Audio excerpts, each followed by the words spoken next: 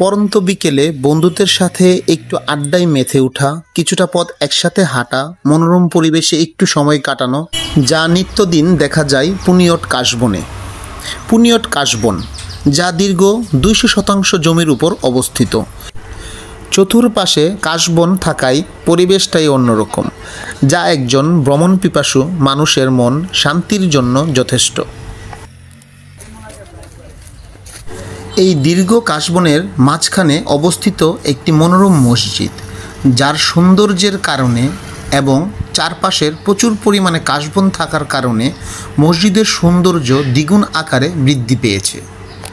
এই মসজিদটি সৌন্দর্যে ভরপুর, যার চতুর্পাশে বিভিন্ন ধরনের কারুকার্যে ভরা, যা ব্যস্ত শহরের মানুষের জন্য কিছুটা শান্তির জায়গা।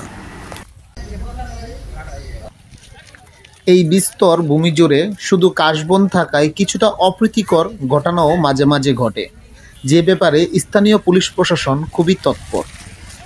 সর্বশেষ বলা যায়, মনের শান্তির জন্য ব্যস্ত শহরের মানুষের একমাত্র স্থায়ী ঠিকানা হলো এই কাশবন, যেখানে ব্যস্ত শহরের মানুষ কিছুটা শান্তির খুঁজে ছুটে আসে প্রতিদিন।